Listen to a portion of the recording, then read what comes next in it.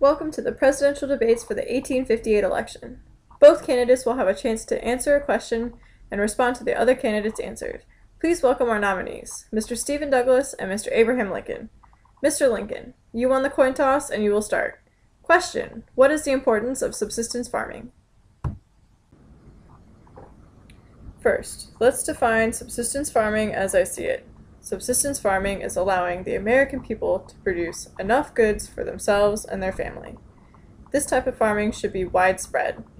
Every American needs the opportunity to support themselves without needing extra money to buy goods at the general store. Mr. Douglas, your response? While I agree with Mr. Lincoln that subsistence farming is important, I have to expand that idea as it reflects to the American dream. Our founding fathers set forth a system that was to allow each individual the opportunity to life, liberty, and property. These things are best achieved when using farms for cash crops to create more money for each family to be able to buy more property. Mr. Douglas, can you better explain your definition of cash crop? Sorry. Yes, my eyes, cash crops are crops that are raised with the intention of selling them to make money. Get it? Cash for crops. Mr. Lincoln, your response to Mr. Douglas? The way I see it, cash crops are a gateway towards more plantations, which are just large farms created with the intention to sell crops in order to make money. If we are discussing the expansion of the plantation economy, then we need to look at slavery and start discussing ways of surveying tidewater areas for new plantations.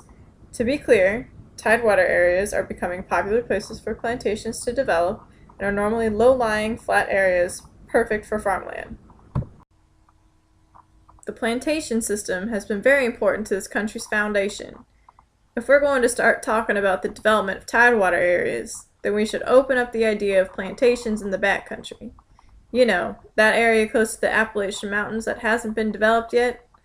Everyone out there is a farmer. Maybe they're interested in creating plantations.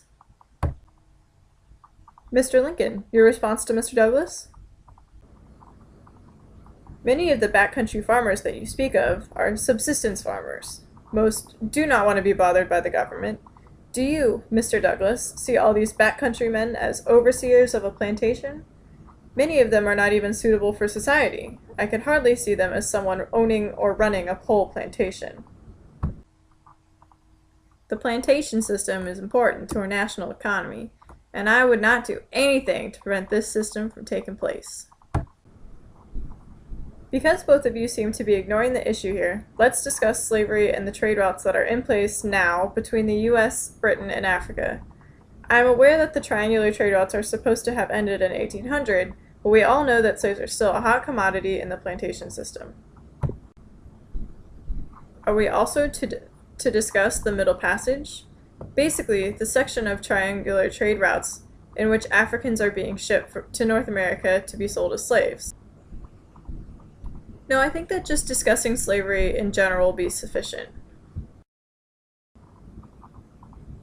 As we all know, the triangular trade system needs plantations to grow sugar, rice, and other goods to send to England that will then pay for goods to be sent to Africa in exchange for African people that will be sold here as slaves. In my eyes, this trade system needs to be abolished or gotten rid of.